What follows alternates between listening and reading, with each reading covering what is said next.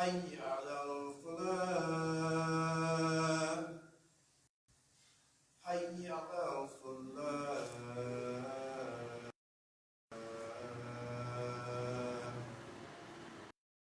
أكبر الله أكبر لا إله إلا الله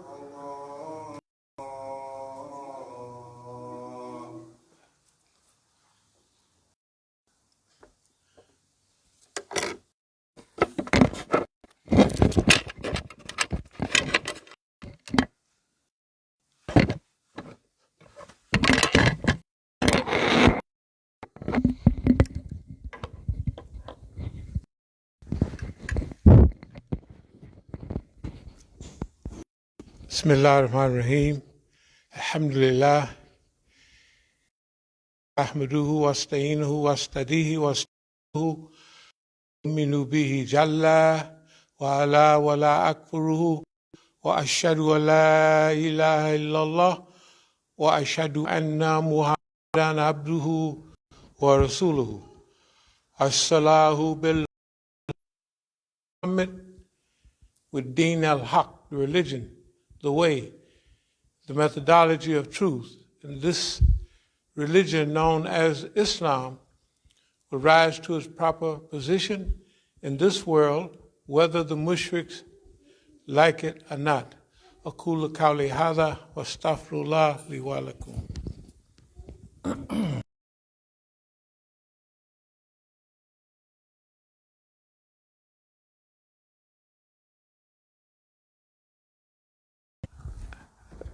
بسم الله الرحمن الرحيم.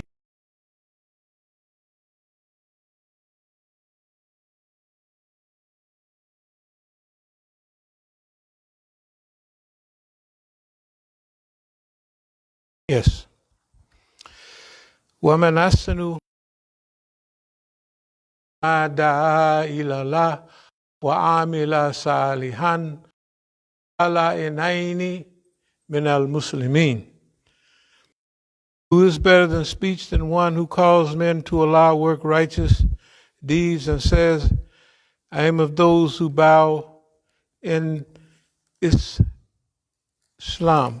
And you know, there's a hadith that says, I am satisfied with Allah as God, with Islam Adina as the religion, and with Muhammad sallallahu alaihi wasallam.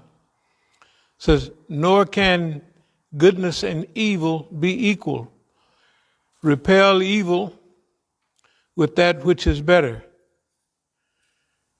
Then will those between whom and thee was hatred become as though they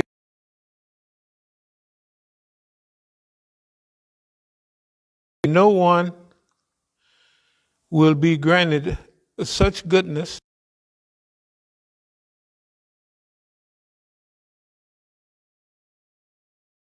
and self-restraint. None but persons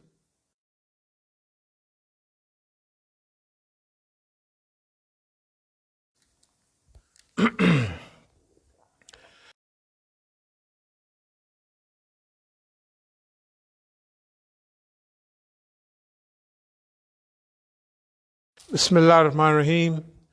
I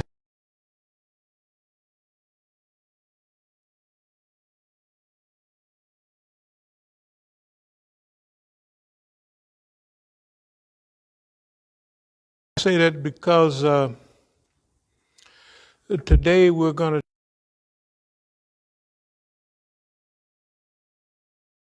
be equal. And when it says that, that means good and evil, they're not nowhere close to each other.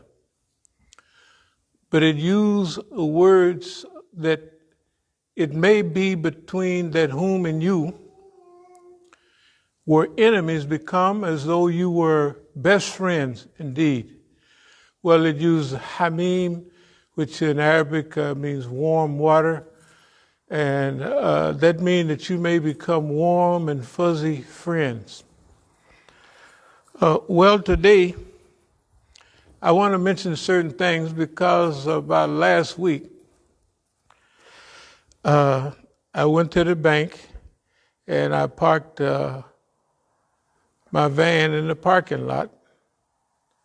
And after a while, I called the brothers over and I said, man, I can't get in my van.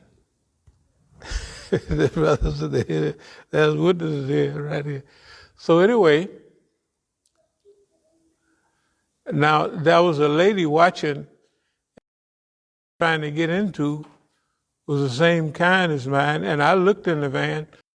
It was kind of stuff in that. It was different, and maybe I just was a little slow.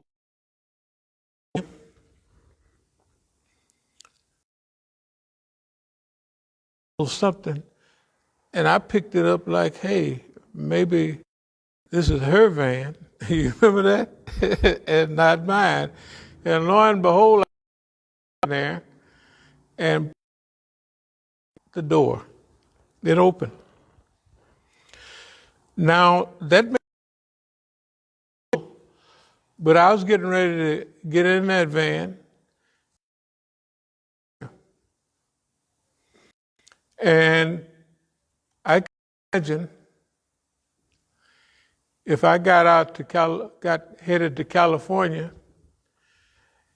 and all that, and I was on the highway going in between the mountains. And do you remember how slow I was driving coming back? And I'm doing about 10 miles an hour in a fast lane. Just think about this. And one of them big trucks loaded down. They can't stop now because, and they coming around them mountain passes, and all of a sudden they see you, and there's nothing they can do. There you are, right in the way. And the only thing they can use use a stopgap to stop from killing themselves and everything else, right? In other words, they can't stop. And, you know, we always talk about ayats here, you know, ayats are signs and signals. And believe it or not, that was a big sign for me. That sign said, wait just a minute, just hold it and slow down and take it easy. And in the meantime, some different things began to happen around here. You know, like we've been talking about bank accounts and everything for a long time. But now people went in certain places and they didn't just take money. They took record books and they took all kind of little things that wouldn't mean nothing to nobody, just steal it, you know.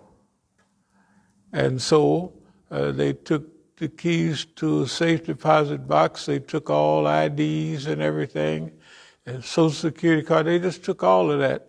And I'm not saying that it was my fault, because in moving right there where it's access to everything, that's a tempting thing. And then we come out of here or we come off the road with boxes that look like donation boxes.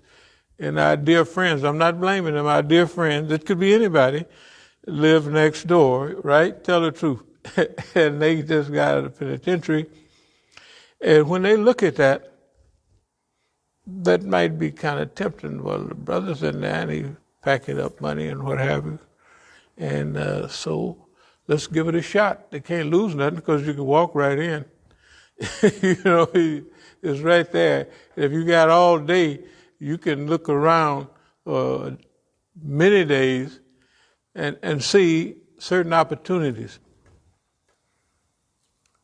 The other thing is, the other night, I was feeling a little funny, so I went down, you know, where I live. Actually, I don't live there.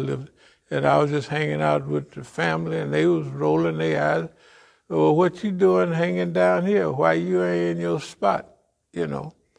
And actually, what it was I was feeling a little funny.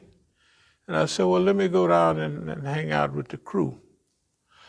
And Hadith always talks about, at least part of the day, you should think about death. Because that's one place you're going. So before I laid down, when I went down there, I said, well, I don't want to leave by myself. So I go down there and hang out with them and bother them. Then when I came back and went to sleep, now this is Wednesday night, I said, well, if I wake up in the morning, I'm on a big roll. When I went to sleep, I'm saying this, talking to myself, or just mentioning it to myself. So now I wake up in the morning, I'm on a roll.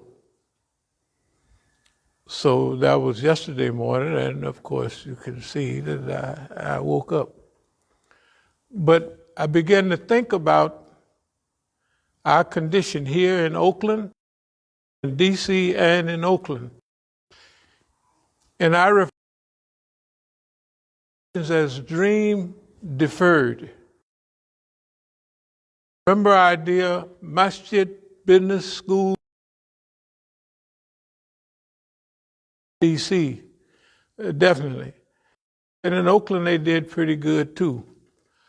And as community, we have other communities can't even seem to get a house to pray in or something.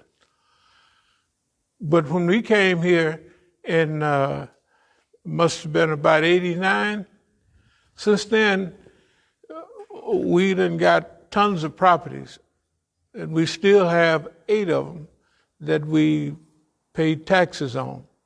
And we're going to change that situation because there's no sense in paying $10,000 every quarter cash money for taxes. But we'll work that out. What I want to talk about right now is dream deferred, but for what reason? If a dream is deferred, for what reason is it deferred? The ayat, one of our favorite ayats, وَمَنْ أَحْسَنُ قَوْلًا مِمَّنْ دَعَا إِلَى اللَّهِ وَعَمِلَ صَالِحًا وَقَالَ إِنَّنِي مِنَ الْمُسْلِمِينَ.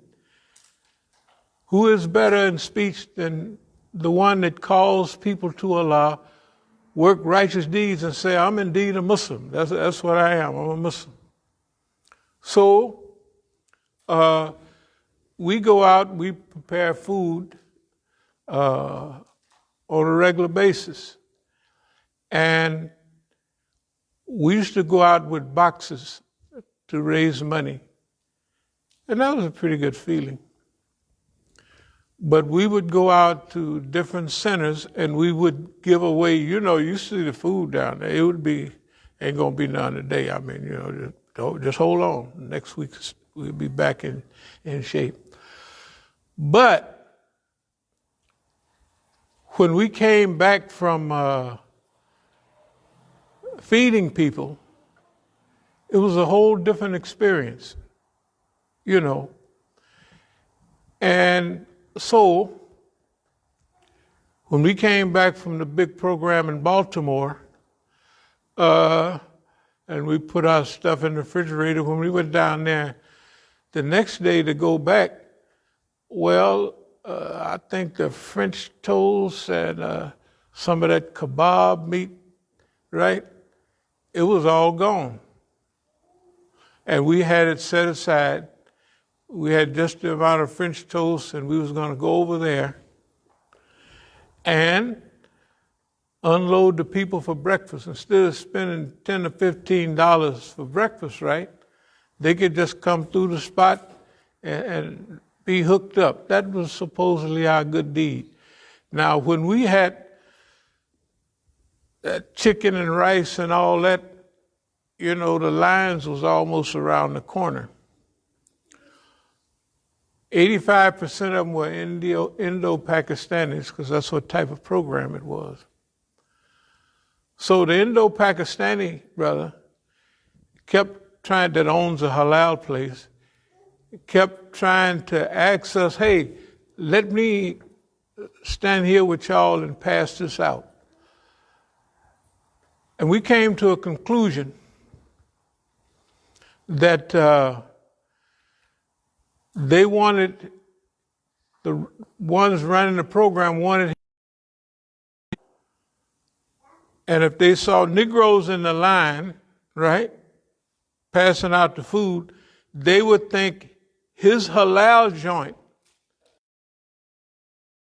providing all them big old one thing. Y'all see the way we do down there sometimes. And so when we came back, we felt, all of us, we felt better than when we went out with boxes just to raise money.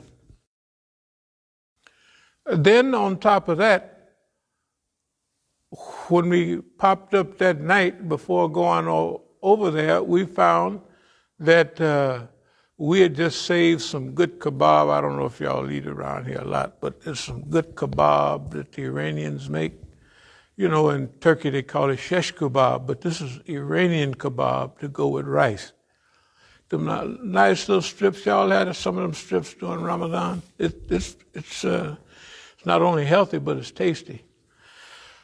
So all that was gone, and then the eggs, everything that we would have needed over there, right? Because remember when we ran out of food over there for the breakfast?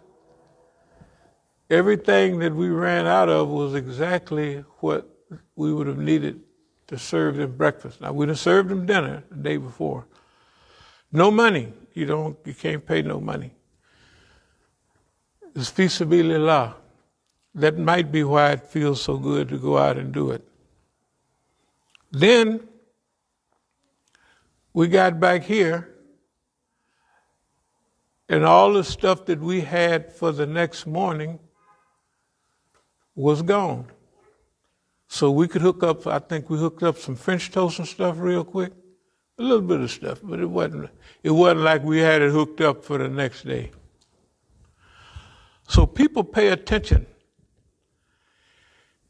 And what we know they pay attention to is, maybe y'all wouldn't remember, but back in about 92, we organized some meetings here, starting over at Howard, and we started having itikafs and meetings together. I'm sure none of y'all might remember. But our biggest itikaf was over at Masjid Muhammad. Does anybody remember that? And itikaf means we stay in the masjid together. And we was working out programs and patterns and things we could do together. And soon as that got started, someone in the group that wears short pants started talking about the leader of the main group we was working with. So they just closed the show down. But I want to tell you the great fear that the immigrant Muslim community had by seeing Negroes working together. They basically went into a panic. And all we was doing was getting together and discussing what we should do. But what we realized was they was in a panic because they knew that if we got our program together, right, that from D.C. all around the country, the Negroes would establish an Islamic program, and it would actually lead, technically, the Islamic movement, which Maulana Maududi predicted back in 71 when he met with our brothers up in New York. And what the Negro didn't recognize then and don't recognize now, that there's a big push for Islam in America. There's a big push for Islam in America because the revolutions of things that are happening, not the revolution like a revolution, but revolving around humanity at this time is the call for Islam. And this call for Islam has a lot to do with you and I. Because civil rights was one thing, and you notice people try to hijack that, and you see the singers down there, Joan Baez and all of them, they're nice people. But didn't nobody want to see the Negro really managing anything? So over the last decades, there's been a big push. One reason Imam Jamil is in prison and stays in prison, right? And he was moved from Georgia, a state penitentiary, as a state crime that right? State crime. Why is he up in Supermax in Colorado? Because if he stayed down there in Georgia, there's a whole movement would evolve around him, from demonstrations, from meetings, from visits he would get every other day in the state of Georgia, right? The point I'm making is, right now, and I'll just go directly to the point. I've always believed in, or liked the Negro to have some authority, or be at the seat of the table. The government knew when I was in Colombia, Bogota, Medellin, and all that, and I was sending blow up here, the first thing we initiated was to get a transportation and distribution out of it, but a transportation system from Colombia up here to the U.S., so this Jahiliyyah, of course, so that we would cut the Colombians off in Colombia, pay them spreads of money, and we take the blow up here so that we could control the outlet, right, up here. I mean, this is the way of thinking. We always thought like that. That's what helped us evolve in crime. Well, we wouldn't call it crime. We call it evolution of the Negro. And somebody peeped what we was doing. So pretty soon, after they got us out of the way and put us back in the penitentiary, the main thing the government did was to solidify that Colombians was in charge of producing, manufacturing, right, transporting, except through Mexico. They tried to use them for a while to fight against the Colombians, but the Colombians held power. I'm talking about goodness, power, and all kind of things. Just hold on a minute. And the Negro doing something for a change, where he's not the recipient and doing on a small level, like Negro dope dealers now. And when anybody try to break out of that, like when your homeboy from here, Rayful Edmonds, went to the penitentiary, right? He went in there and hooked up with all the Colombians, and guess what? They gave his mama a case, they gave him a few cases, then they start driving in on the Colombians. Why? Because if niggas get control in one city first of distribution, it's going to spread. Spread from D.C. to Baltimore, Philadelphia, it's all over, right? It'll be on the West Coast in 20 minutes. That is the distribution. I've looked at that most of my life, and when we came to Islam, we saw that the Muslims, everybody that accepted Islam was mostly African American, da-da-da-da-da. And the big programs, and everybody thought of Islam as African American, right, in those days. We find in later years, as the immigrant community have evolved, bigger programs, better organized everything, all the Masjid around the country, big, beautiful centers, are mostly immigrant. If you go to an immigrant community, you'll find that the people in that masjid love Europeans. I just put it the way it is, white folks. Y'all been on the internet lately? They just love it, right?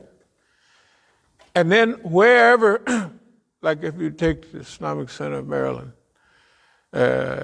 one brother was out there and he'd have a van parked in the parking lot for years, and pretty soon it started fitting with the community. The guy got to move there.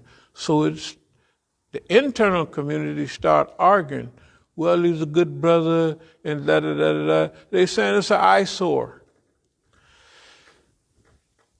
What it is everywhere where African Americans was attending a big center, or any center, they would try to give us a bad reputation of beggars, thieves, malcontents, more trouble than they're worth.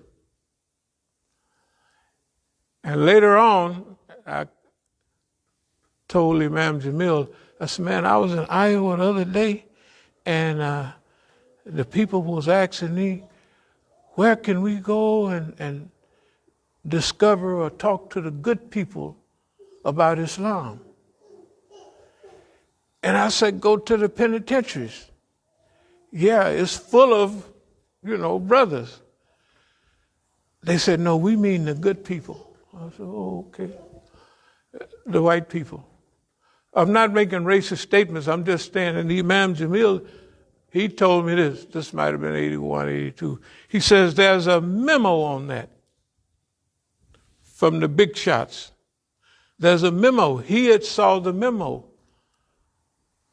The memo read like this: avoid the Negro community. They're too much trouble. They have too small a value.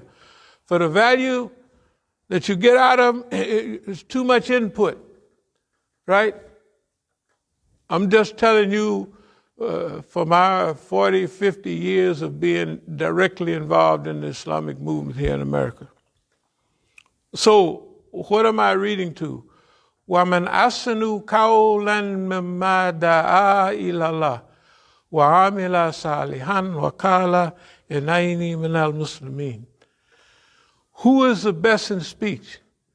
Those who call people to Islam, work righteous deeds, and say, I'm a Muslim. And now about these ayats or signs, some people don't pick up on stuff. But last week, in that parking lot,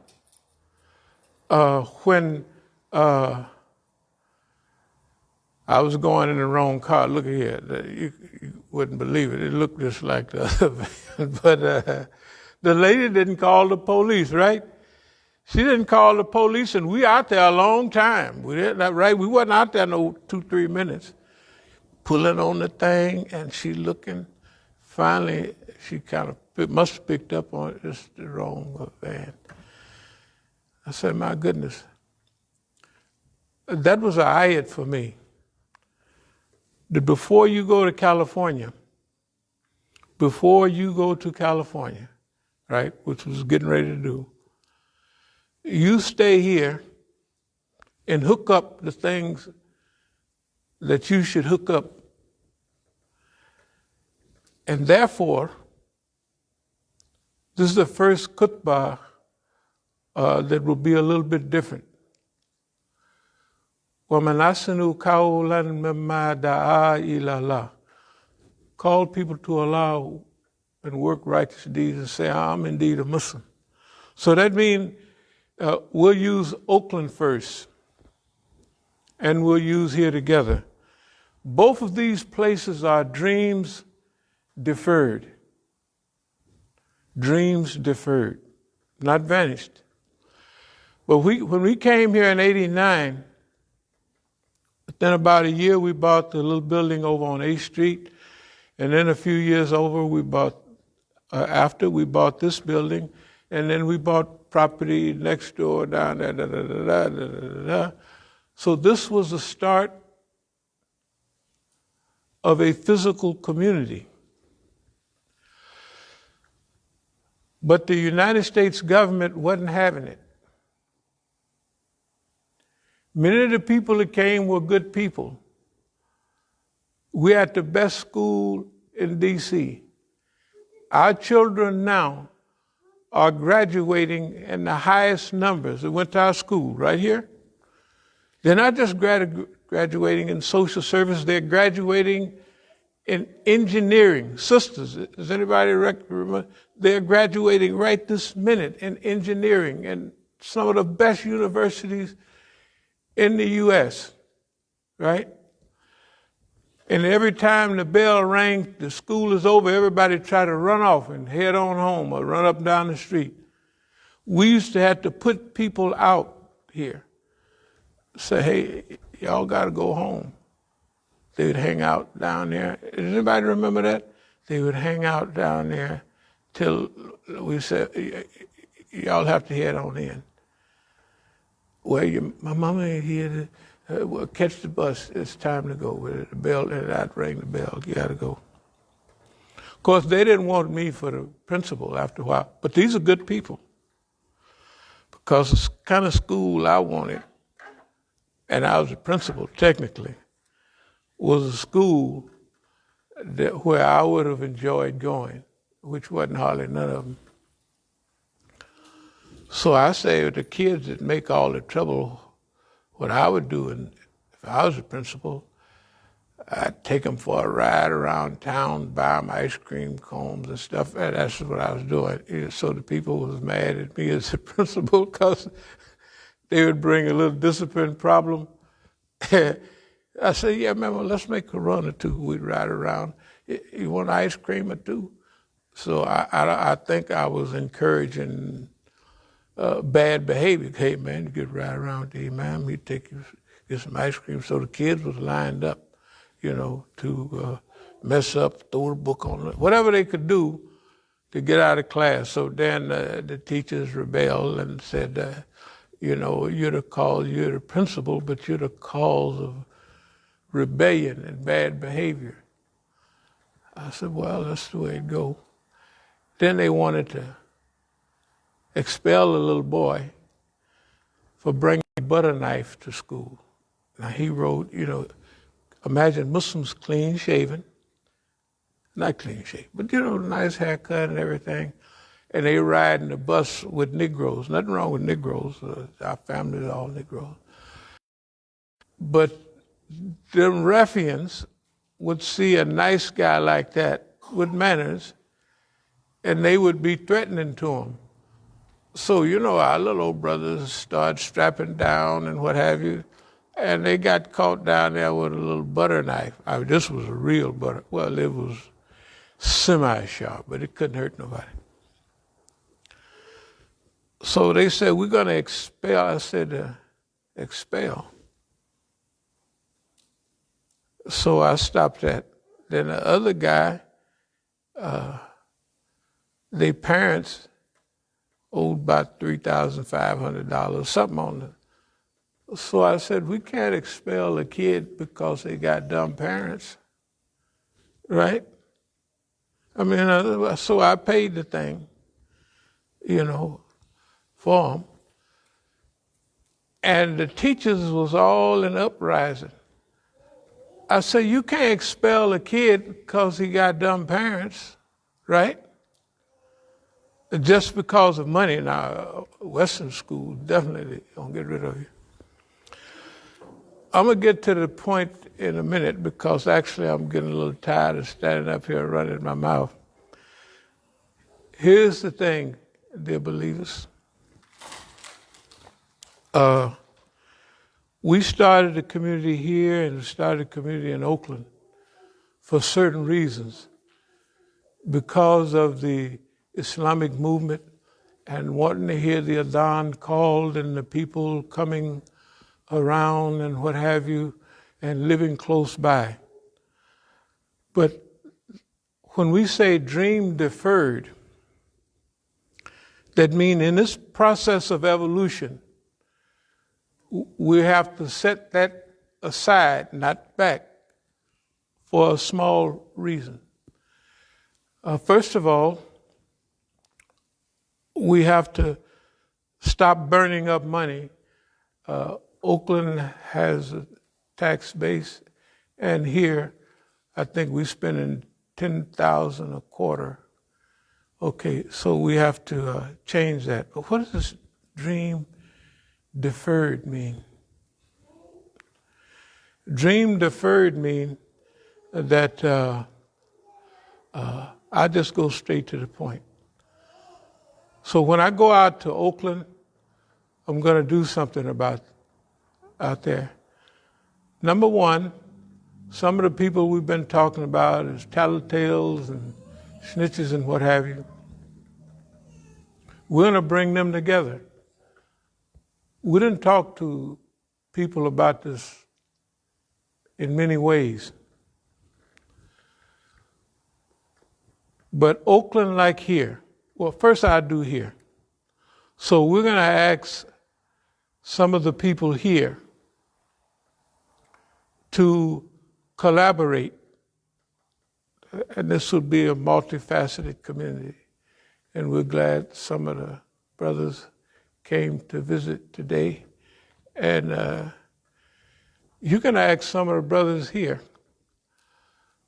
One of our brothers, Imam, from another community,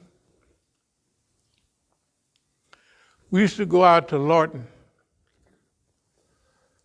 And I'm talking about Amalu Salihat, doing good deeds and how it feels good to do good deeds. And so I had a little old penitentiary card, so I could go in and out of the penitentiary. And when I used to go over there, in fact, one of the brothers is here today, just if you think I'm lying. When I used to go over there, I used to push carts in there. And it would have oil, pounds of oil, best oil in town, no doubt about it, pounds of it. All the books you could name, Sahih Bukhari, Sahih Muslim. Because when I used to go out there to Lorton, man, I went through, I think they had 6 sale houses, and they had one, from my memory, I might be, they had one number 7 open for mobility, but the other shacks was like screened-in dungeons. And I've been to penitentiaries all my life. I've been to Leavenworth, Lompoc. I've been in the hardest penitentiaries in the United States. And when I was at Lorton, I was up on one tier. And so there was a TV antenna hanging out the window with a little piece of tinfoil or something. So I was just giving out Qurans and talking to the brother. I said, yeah, how long you been here, bro? I said, yeah, I did a little time in Leavenworth, and well, everywhere, really. He said, I've been here 10 years. I mean, he's been on that tier. In that room, with that raggedy TV. And those places didn't go out hardly out of those 6 cell, they had 6 cell blocks, right? Maybe Brother Ali's here, he remember better than I do. But number 7, right, was for mobility. And I looked at the brother, and I ain't had it easy, And I almost cried. I said, man, I've spent 10 years, and you've been in this doggone room with that raggedy TV. You know what I mean? And then the other part of the penitentiary, they had another setup where they had to know, because the law says you got to get so much sunshine, if anybody want to correct it. So they have these regular cells, and then outside of your cell, they got another cell with that strong metal wire that might as well be, they still got that stuff out there. So they following the law. You got to get so much sunshine a day so you can go from your cell out in that thing. And the way they treat us in the United States is so brutal and so miserable, it's beyond belief. I'm going to get to the point in a minute. But right now, I gave a khutbah maybe about 2 weeks ago. Y'all might remember. I said, I said, because I study winter, summer warfare. I said, the winter's coming to Europe, and what we ought to do is have our brothers have pictures of white women on the beach in California and in Florida. Does anybody remember that? Y'all don't remember that? Wait a minute. Nobody remembers that? Oh, good. Everybody remember. I thought, so anyway. Now think of this. White women on the beach, right?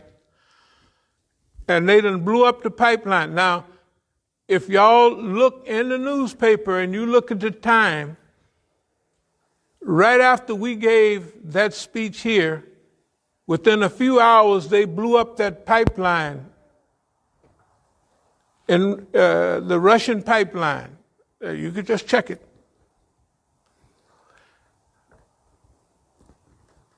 Now, if you were to go back and look at our record, strategic alliances, Iran, Iraq, Syria, does anybody remember that stuff? Look. What we've been saying here has been so on the money that it makes boss man mad. That's why the other day when I said certain things about the energy crisis, the next day a little spot was broke into, money taken, notebooks, that could be a strategic blunder because I lived right there on the corner. And so it's right at, I'm not saying the brothers next door, I'm not saying nobody, but it was a strategic blunder because people could go in and get the money and then we come out of here with, donations, right? And then we sit there and count the money and then we put some of it away. But they could figure that the nigga got to be leaving something in there. And so they came in. And but not only, here's why I know it wasn't a Negro. Because of the notebooks and that other stuff that has nothing to do with Negroes, nothing to do with value. They take all of those. So here's what we're going to do. We're going to get back to writing our As-Sabiqun, and we're going to contribute to the movement that we're involved in today. The other thing, and I'll wrap it up in a minute, when we go back to California, we're going to do what we can to meet with Mukhtar. He's the same guy who busted us upside the head.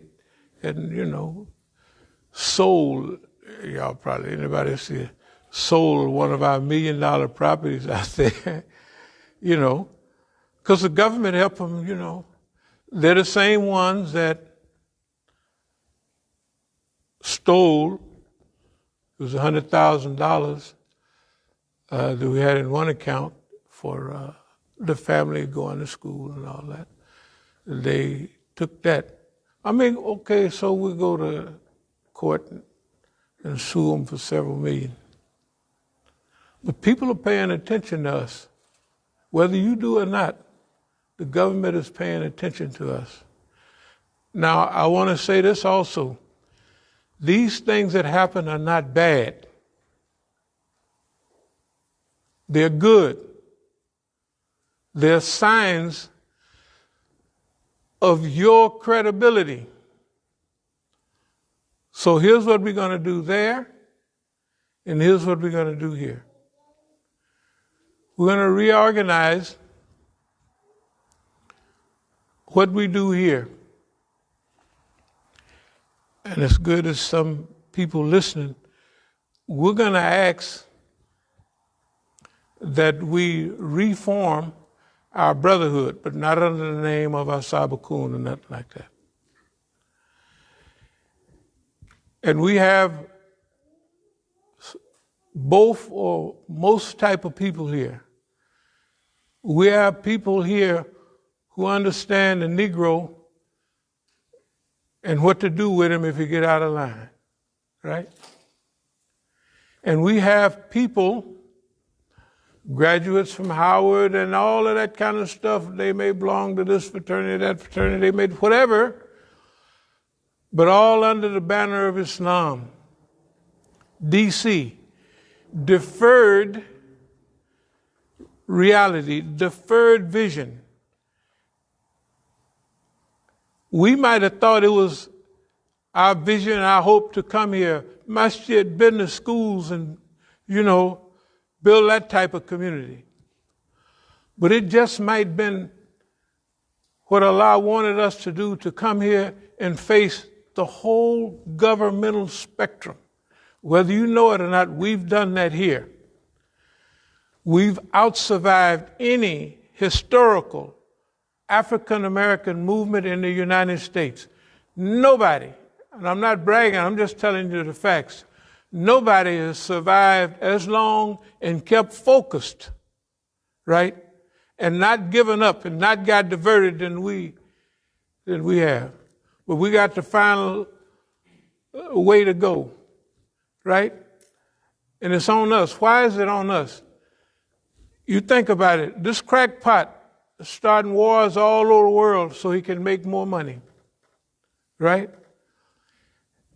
Inflation exploded through the roof, and he giving billions of dollars to everybody overseas, and he mad about your children and students getting $20. Isn't that right? Am I lying? Yeah. He don't want you to get 50 cents, but he'll send $1 million an hour overseas. But we're not by ourselves. See, Boss Man is a dog. So Boss Man blew up the pipeline between Germany and Russia so that Western industry, German industry, goose-stepping industry, Mercedes-Benz, BMWs, all that, they clicking,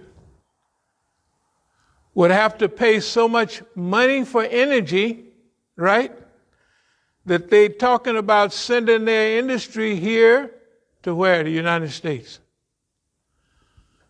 Am I lying there, right? That's what they're saying every day. So now, we not only have the third world, Islamic world, but guess what? Boss Man is so greedy, so voracious. Hey man, he's now destroying, well, technically it's destroyed. Europe, people are already, did anybody read the news? They're already in the street. Wait till the next few weeks after this nice weather go away. When it starts freezing up, right? Economy slows down, energy costs more, and then Saudi Arabia today, I don't know if anybody heard it. Did anybody hear it? They just did what? Zzz, with energy prices. So look, This is a big opportunity for Islam, for Negroes, and I'm going to just tell you, we blew everyone in the past. And I'm telling you from experience. When I went down to South America myself, I was already experienced in, they say, dope dealing and all that. And strategic. So when I went to South America, this is in the beginning. Now, I don't say this. This is what the people said I was thinking.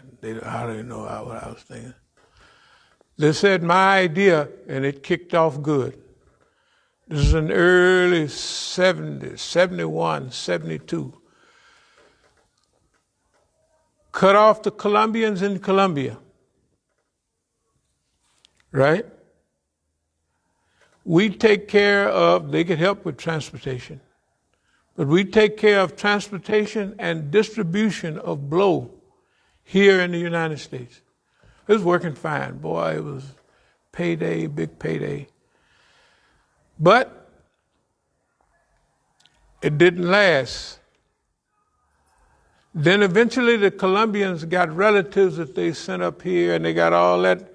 And by 75, the Colombians had taken over cocaine distribution in the United States.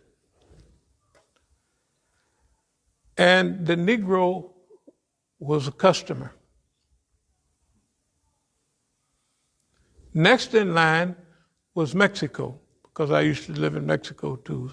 So in the early days, drugs would come from South America, Colombia, then Culiacan. Any of y'all ever heard of Culiacan? Culiacan in Sinaloa, where you have a lot of the fights right now, Tres Rios and all that. Well, I used to live there too. I mean, you know, so I had a little experience. Anyway, if you notice in the last 2 years, there's fights between Mexican cartels, Colombian cartels. So the government swoops in and say, hey, you Mexicans, y'all paying too much to the Colombians. Why don't you just demand better? Anyway, they started them fighting. They was killing everybody down there. That's Boss Man. Now, Boss Man is the main dope dealer. That's why they had 15 battalions of U.S. troops in Colombia. And half of them are still there. Why?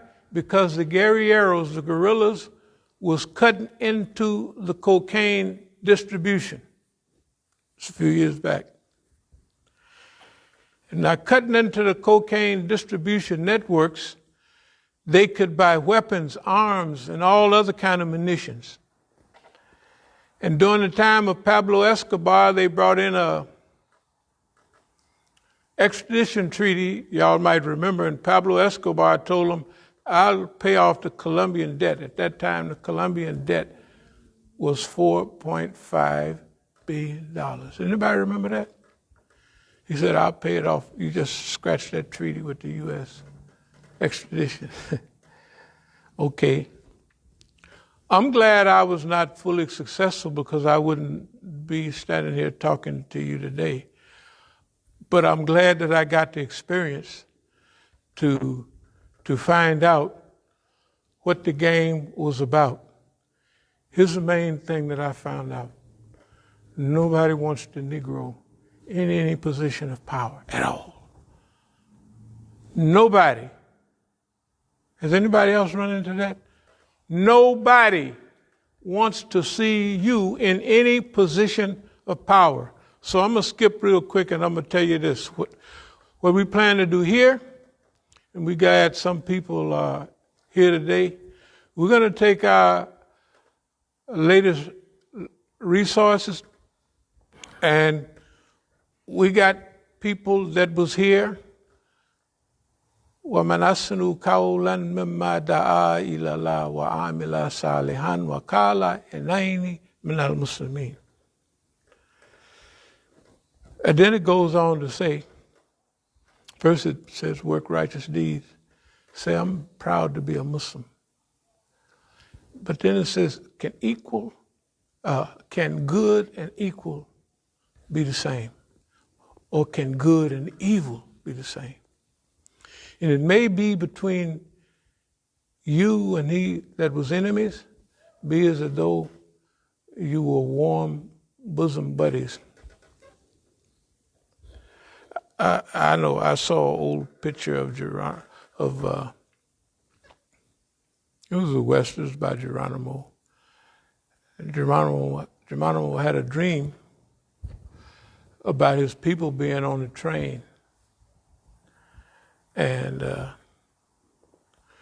pretty soon, the government brought all the Indians together and they told them all, okay, y'all get on that train.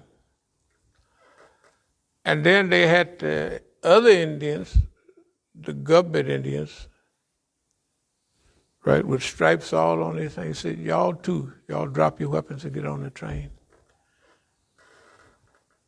What were they doing? They were sending them to Florida. They're Arizona Indians. You know the difference between Arizona and Florida? One's a desert. You get used to living out there. And Florida, swamps, alligators, everywhere, right? Totally different environment. So the people would die and drop like flies. So all of us was on the train together, and Geronimo, one of them said to Geronimo, this is just a movie now, said, you guys, I'm going to use American term, you guys were snitches and reservation Indians and working for the white man and da-da-da-da-da. Geronimo said this, he said, wherever we're going, we're going to need each other, right? So this is the little contribution I'm making here in D.C. and in Oakland. So Mukhtar was the same guy that, well, he didn't do it, because I grabbed hold to him, was holding him down, and he looked like a little mouse. But when I was holding him, I got both hands on him, and I can't let go, because then he can tussle. But his wife, she was weighing about 300 at that time, had one of them rods, and that's why they was busting me up, bang, bang. One of the brothers asked here, did you stay conscious all that time? I said, sure, I was conscious. Well, when I was over at GW, they would ask you something every morning. And I got hip to them because I would face the wall. They got a chart on the wall that has your name, right? It has George Washington Hospital that had a date. So they would ask me, what's your name? Of course, I couldn't remember. But I look on the wall. I said, my name is Clarence Reeves. What's the day? Why, heck, it's January 26th. Of course, I didn't know that, but that's what it said on the wall, right? And where are you at? Well, it says GW. I said, I think I'm in George Washington Hospital. So they'd scratch it. That boy got his memory back. Because I didn't have no memory back. One of the brothers from here is here today, came to visit at that time. And I imagine I looked so pitiful that the brothers didn't want to come. But all I did is looked at him and I said, what did I say? Optimism, right? That's exactly what I said. You got to be optimistic. Now I was sitting there with my head busted, didn't know what time it was, didn't know what day it was, but that's all I could remember, optimism. I had forgotten. I didn't know how to pray, right? I didn't remember not one verse of Quran or nothing. But our policy here is kindness, optimism. So it's kindness, Optimism and what is the other thing? Humor. That's how I make fun of the white man all the time. Oh, you think being mad at it? The boss man, especially the Yahoo, he don't like no niggas making fun of him. And all this is happening right now because 2 weeks ago I said, yeah, but first I did two things. One, remember I did the thing with the spray, all over the face and all over my hands, and there was somebody beating on the door. So I opened the door, I said, oh, monkeypox. So I had to phone, just the stuff for the hotcakes down there, milk foam. I put it all over my face and had it on my hands. So I believe that Negro, unless he got the word, is still on the move.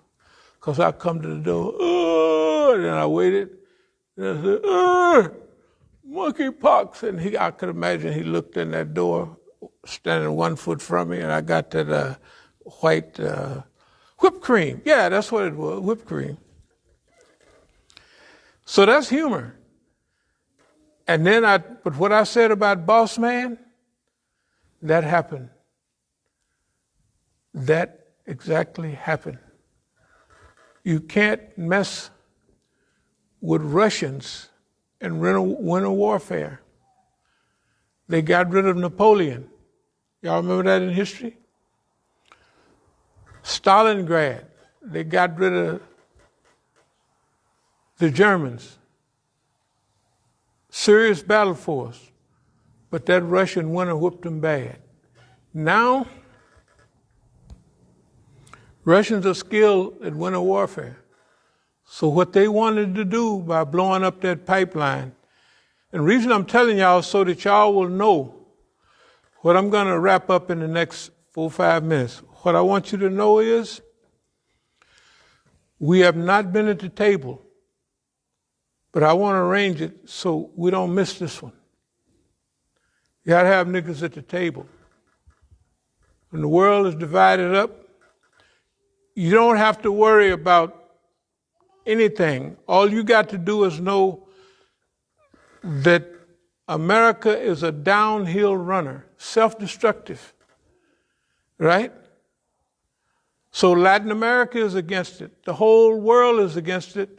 But now, like boss man from here and the Zionists wanted to colonize Africa, look what they're doing to Europe.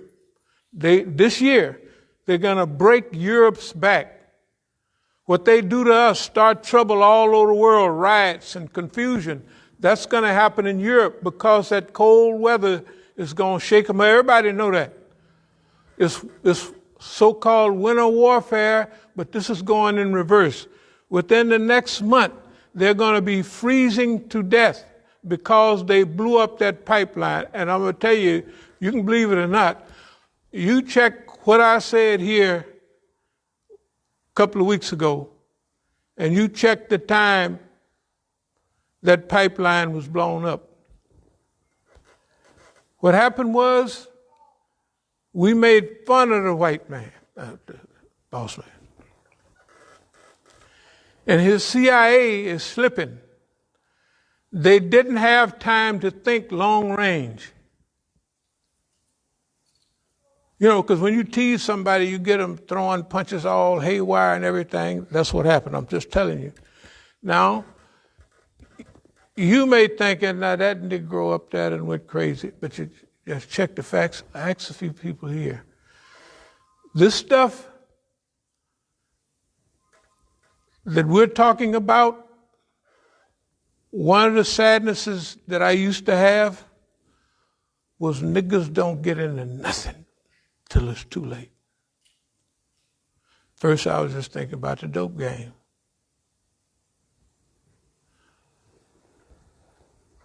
Because I got in, y'all saw the pictures and everything. I got in early on all of them. And when we kind of come to the conclusion that heroin was bad for black people, all we did was switch one white for another, right? Because what everybody say, cocaine is It's almost healthy, right? Y'all don't remember that, though. Because, see, heroin is addictive. Cocaine is not addictive unless you hit that pipe, boy, then you've washed up. Here's what I'm saying. Everything we've been doing for decades have been strategic. Everything we did in those days. And we stopped that when we accepted Islam. We call it wandering in the wilderness. Everything that we've been doing in life has been strategic. And what I'm going to say right now is strategic. And I'll be brief. So for here in D.C., and we're going to ask some of our friends that might be present today, that we combine forces right here, not separate forces, and we could shuffle everything around we want. Because we need for this to work, not only the college folks, flattery type, but we need part of that management team is the Negro that's been through that Negro style in D.C. is as about Negro as you're going to get, I tell you. But that is organized and know what to do at that time. Because when this takes off, it's going to be exactly like what happened on the Hill several years ago. Does anybody remember that? They started a little tussle with us so that we would come and deal with them. I told everybody, no, don't do nothing. Because we got to come here 5 times a day, right? And they don't never have to come until you're there. Here's the point. We didn't come here to kill Negroes. And the proof of it is when I was attacked in Oakland. Now, does anybody remember the newspaper article from our picnic when we was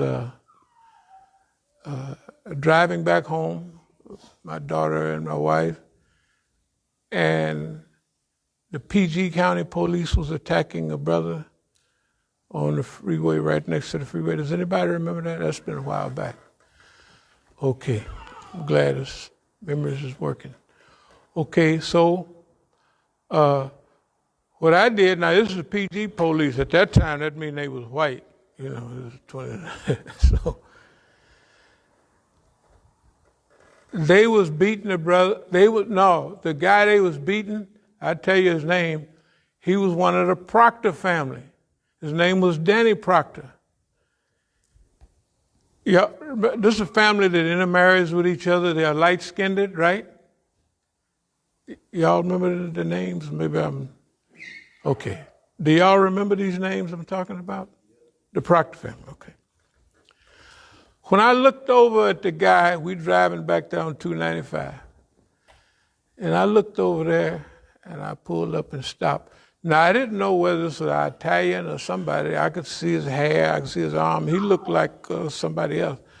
But the police, they had him by his arms, and one was at the door side, holding his feet, and they was whooping that brother to death. Boy, they was, can you imagine?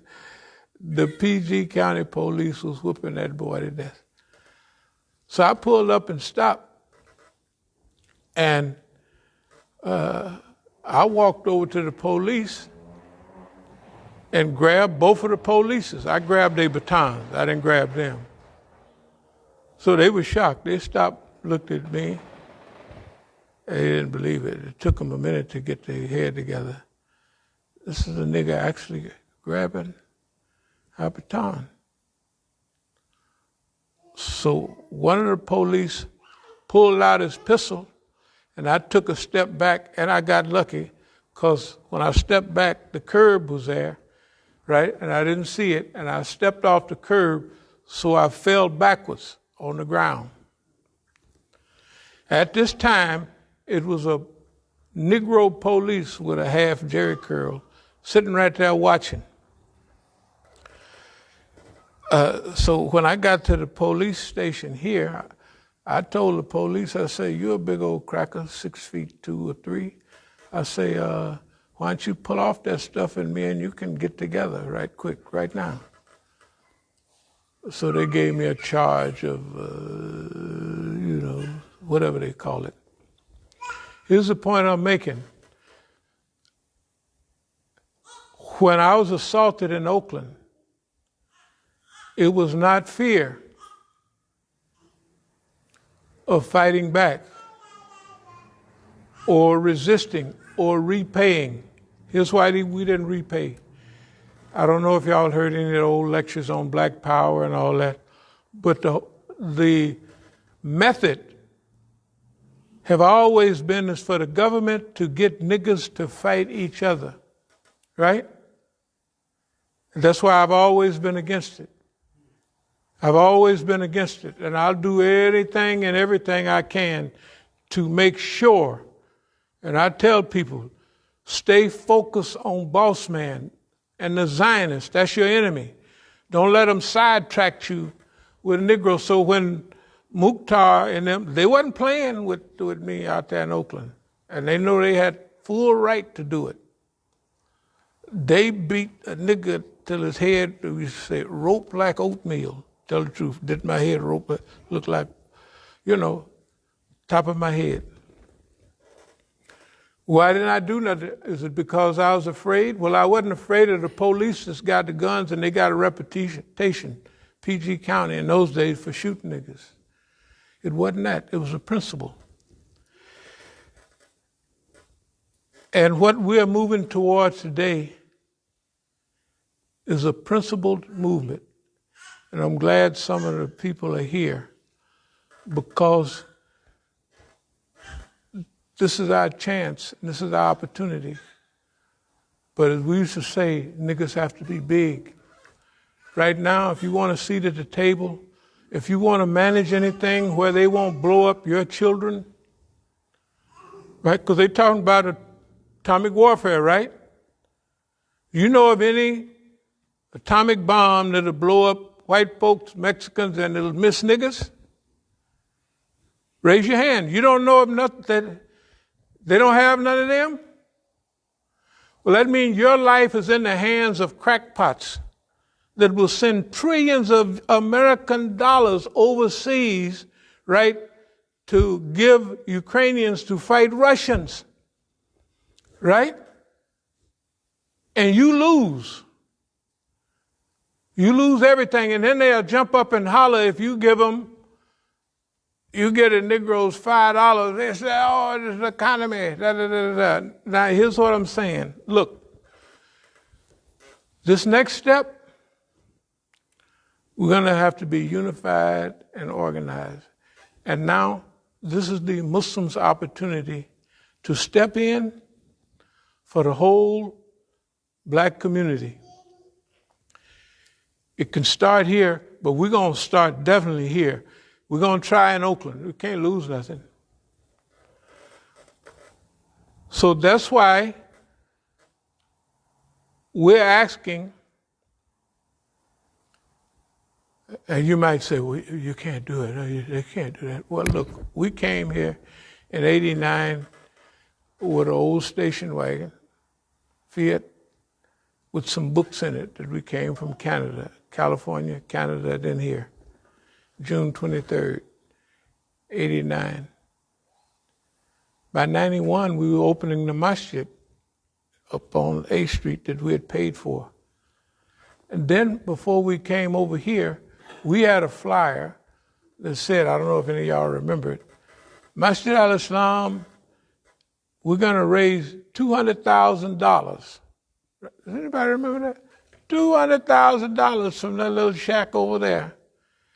And people used to pack in there. And then we came over here. And when we came over here, we have technically bought everything that was left on the hill. Like we paid $10,000 in taxes because da-da-da-da. But we own half of the hill over there, 5045, 5021, 5025, over there on 8th Street. But we're going to dispense of it very soon, so we don't have to pay taxes. But our deferred dream is that the government got in our way of building a friendly, self-serving, self-motivated community here to do good. Well, what we're asking us during this time is rededicate to doing good. Doing good makes you feel good. When you go out and raise money and get boxes of money, but you feed people and they're happy, accented the brothers, that feels better. And I'll talk about what we're going to have at Howard later or next week. Look. So I'm going out to California and soon and restructure out there. But while we're here, we want to reorganize ourselves. And we want to get back to thinking big and beyond ourselves. And we want to think of the international and the universal Islamic community. And we want to see ourselves in that and what we could do. Bigger than during the last times before. You know, that was a time a few years back when they came to demonstrations here. They saw the men in black, they used to call us, right? Y'all remember that? Anybody remember that? That was actually happening. They would give the babies, right? They would pass babies up. If we was on the stage, the white folks, to take pictures with their baby and the Negroes standing there in black. Am I lying? I mean, just so people see this stuff sound like the nigga get up here, he didn't have a drink or two, now he up there talk. I'm telling you the truth. I'm telling you the truth. But now it's bigger than that. Now we got a crackpot on the loose. Boss man and went crazy. You got to remember, he's thinking about losing his power to China and Russia. And that's running him crazy. That's why whatever he do, it don't make sense. All right. So therefore, we missed the civil rights opportunity. We missed the opportunities to manage big sport teams and all of that. We missed the opportunity to actually control the drug trade, although we were the main consumers. I did the best I could, don't think I'm lying. And did all right, you know, as far as wealth. And I never dealt the murderous thing, you know, just marijuana, you know, cocaine. In those days, cocaine wasn't crack, you know, where you go crazy. It just blow. You be blowing all right. You blow all your money. Your money would be long gone. White folks' money, nigger money, all money. But you'd still be sane. Because you'd have to be a trillionaire to buy enough cocaine to... By the way, just a little story on the side. When I went back to Columbia in later years in '78, not to do business, but to visit some of the old friends, all of my friends was living in the south of Tehran, not the north, of Bogota. And I said, ¿Qué pasa? You know, what happened? It's a bacirola. Base, you know, you have cocoa leaves, then you have base, like paste, base. Then from the base you go to cocaine hydrochloride. Now, in the U.S., they would get pure cocaine, then they would take it back to base. You know, baking soda. I tell y'all, remember what's the name them would get burned up? What's the comedian's name? He'd get burned up every other week. Richard Pryor. That, you know, because he was using ether and it burned, whoosh, lighted, it burned. And that's how he got burned up all the time. But anyway, so I said, man, the Negro is paying this much money for a base up there. And so at that time, cocaine was about $5,000 a key. And Basse was $3,000, so it's cheaper. I said, man, the Negroes going to go broke fast. All them Negroes got big, selling heroin and all that, living up in the hills. Some of my friends said we slid off that hill in a hurry. But here's the point. I'm going to try to wrap it up, but I'm going to continue this next week, and I'm going to continue it. Here's the outline, dear believers. The peace pipe is going to be passed all around. That includes to Mukhtar. That includes to Abdul Malik.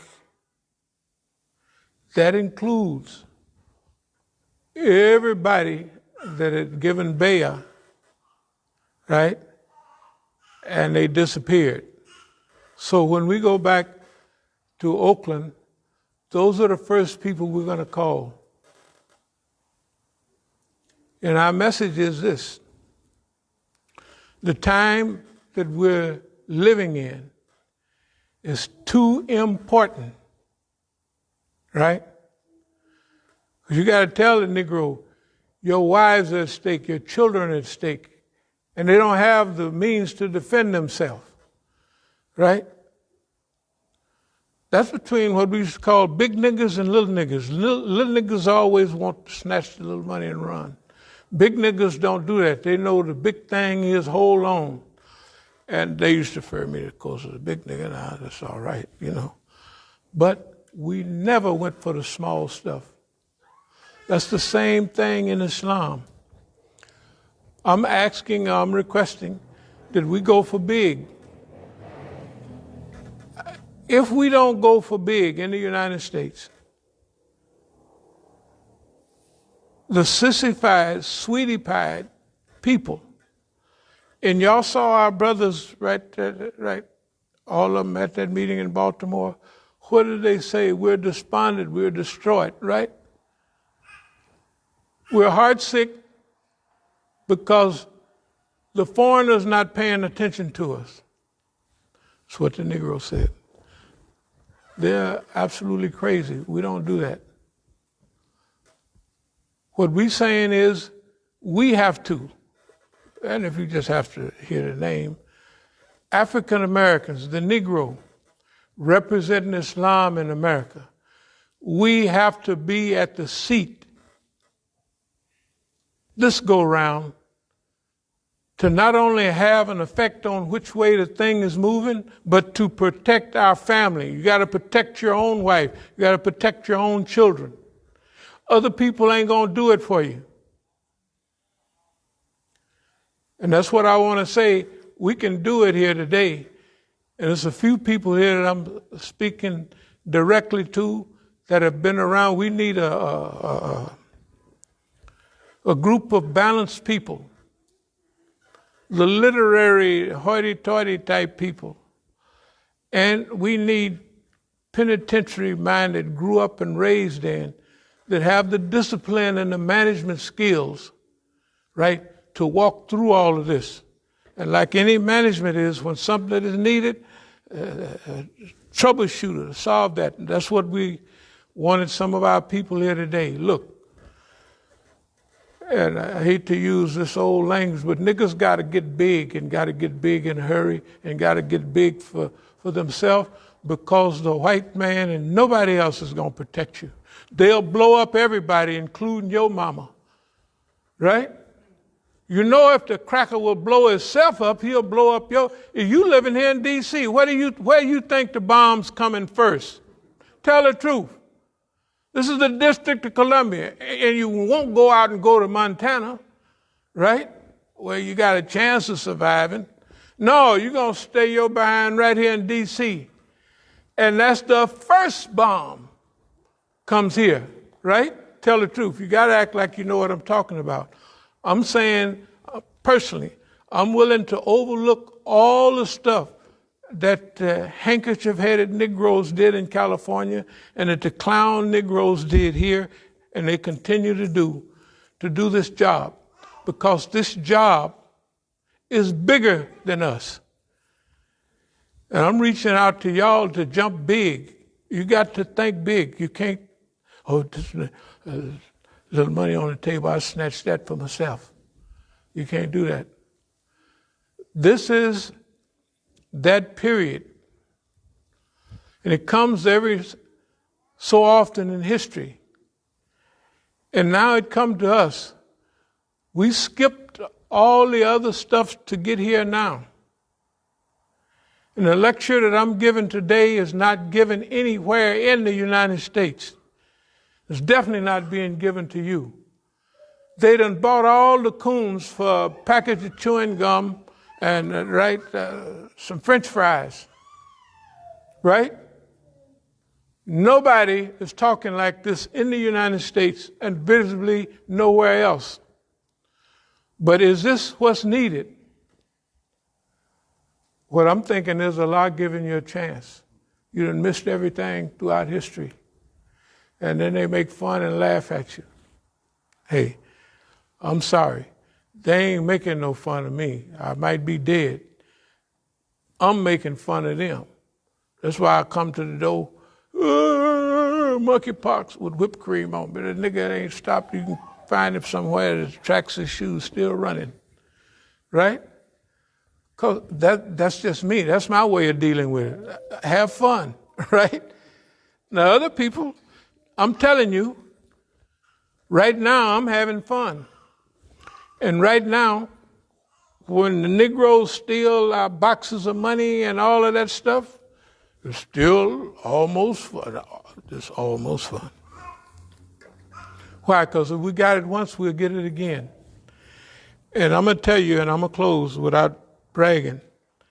There's a lot of people that ain't never been broke. And I said that, and Mukhtar and them, the government gave them a thing, and they jumped right into my account, and they come out with $100,000. But guess what? We're going to California, and we're inviting Mukhtar, Abdul Malik, and all the Negroes to a sit-down. And Hashim Alauddin, all of them. These are people that had something to do with beating poor Malcolm's grandson to death with a baseball bat. These are the cruel niggas. I'm telling you, they know, people here know that. But just like Geronimo said on the train, he said, where we're going to need each other. Ain't nobody on the Negro side but us, I'm telling you, and most of us not on each other's side. This is our niyyah. This is our intention.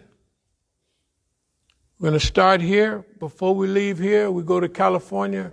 We're inviting all the double crosses. Well, we're going to start using them same kind of names anymore. All the dear brothers and sisters in California, whether they beat me upside of the head or not. Don't the Quran always talk about forgiveness and stuff? We're going to make it look easy. I'm not bragging. I'm going to tell you, you can't forgive no nigga bust you upside the head, can you? Anybody raise your hand? Just tell the truth. Raise your hand if you. No, I'm going to do it. Here's why. Because I'm a bad nigga. Yeah, we used to say it in Jahiliyyah because we sold the most dope, right? Stay up all night, snort and blow. Yeah, I'm the baddest nigga in the United States. I'm pimping holes and slamming Cadillac doors, right? Niggas talking. Now, I'm talking trash to boss man.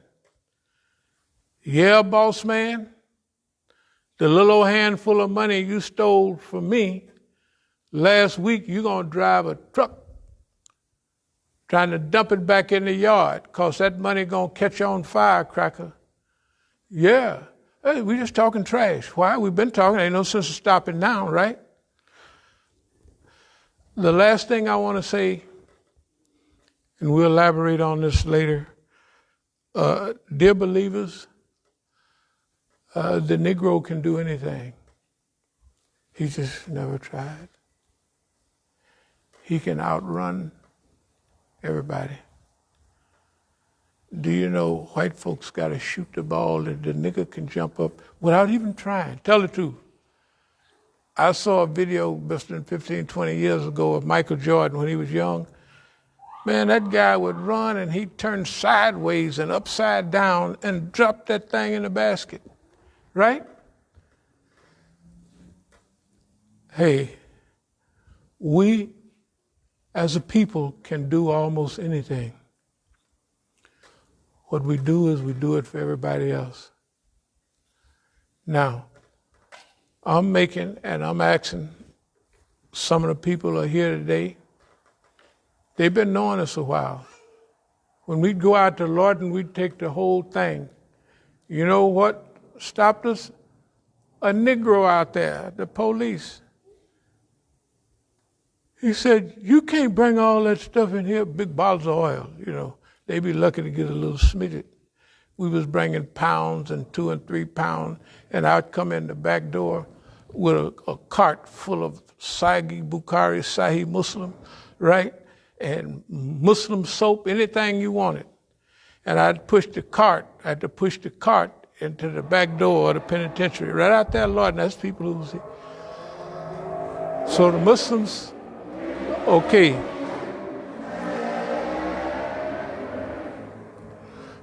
I'm going to move toward a close with this. Okay, everybody's different. Some people like a lot of material around them, you know. Like I'm a little different. I sleep over there on the floor and everything right now and been doing it and going right back to doing it because I had a chance to have more money than probably most people ever see. Getting big barrels of it and made sure it was spread around to the community. Buying people Cadillacs and everything. They didn't have Benzes, you know, they had them, but they were, okay. None of that feels as good as this Islam. None of it, none of it, none of it, none of it. So nobody have to tell me, ooh, you ought to keep certain things for yourself. I don't need certain little old mat. We'll get an old little old mat to sleep on the floor. Okay. And the other thing, the last thing, dear believers, you can get your courage together. It's your job. I'm talking to the brothers now. It's your job to protect your wives and children. They can't do it. They don't even know what the hell nobody's talking about. It's your job. And if you think boss man is not going to dump your behind, you haven't read no history. Does anybody know what happened to all the snitches when they done snitched on everybody, they ain't got no more use for them? Can anybody tell me what they do to them? They kill them or throw them, right, on the cell block with who? The same niggas they snitched on. Isn't that the way? Does anybody know that that's the way boss man works? I mean, am I lying up here? Okay. So we got a chance. And you think this is taking a chance. No, it's not taking a chance. Not doing it is taking a chance. I'm already 77 years old. I don't care if you pump at me or do what I mean. I ain't going to be around much longer. So maybe that's what, after what they started doing the other day, I said, we better go for it. And so I apologize for not asking you before, because we was working on community. But that dream is deferred. Deferred means that they put so many police in it that it diverts you. Okay, to be big, that means we have to, and I'm going to close out with this, we have to control our nafs. We have to control our desires for wealth, money, and you know the hadith talks about women. You have to be in control of yourself. That's what I'm going to tell the Negroes in California. They're not in control or they're not. They don't believe in it. But I'm going to tell them anyway, because we can't lose nothing. They might feel like giving it a shot. But here, right here, we got a chance. We have a duty, and we have a responsibility. And if you bring optimism and focus, I'm telling you, and I'm going to close with this. When we came here to D.C., we came with an old Fiat station wagon and some books from Canada. We had sold $1,800 worth of books in Canada. And within a year and a half, we had bought cash money, A Street. Then we bought over here, right? This is way over 100,000 in those days. And then 8 pieces of property, we bought it cash money. Right here. Other people are running around begging, I need a place for us to meet. Right? Okay, now we can do bigger and we can do better. So I'm asking you to join. And don't worry if you make boss man mad. He ain't gonna do nothing but beat you to death and throw you out of a car or something on a railroad track. That ain't no big deal. Better get run over by a railroad train and die in 2 seconds than to die a slow, rotten death that you watch your children, their mouth hanging out, and you watch your community pass away, right? It's better to die quick. It's just my opinion. So I'm asking everybody to participate in this. Aqulu qawli hadha wa astaghfirullah li wa lakum. Is that the first khutbah only? This is the second. Alhamdulillah. And we'll close with this. Oh Allah, we seek thy refuge from anxiety and grief, lack of strength and laziness, cowardice and niggardliness, being overpowered by debt and the oppression of men. O Allah, suffice us with what is lawful, keep from us what is prohibited, and with thy grace make us free from want of what is besides thee. O Allah, help us to rise to an honorable mention and a position. Help us to be not only rescue the lives of the people, but the world need rescuing now. The crackpots think they're getting ready to lose, and they're ready to blow up everybody and everything, right? And you and I sitting here motionless and powerless, right? You don't have no power to do nothing. They blow you up and keep right on moving to the next bomb, right? Why should we be victims of the rape-minded boss man, the destructive-minded Zionist, the criminal U.S. government? Why should we put our life in their hands? And that's the message. I'm going to close with this. That's the message we have for the Negroes here in California. Y'all trust everybody but yourself. Something wrong with you. I don't know what the white man took from you, but he took a big part of your brain. And next thing, he took your heart, because you can assault a Negro and not feel nothing about it. And when you think about assaulting the government, you start getting scared and looking around. Right? I'm telling you. Dear believers, we thank you very much. We excuse us for talking so long, but this time is getting close, and ain't nobody talking about it. Oh, it'll be here from now on. No, it won't be here from now on. We got to solidify our own position in this world. Assalamu alaikum wa rahmatullahi wa barakatuh.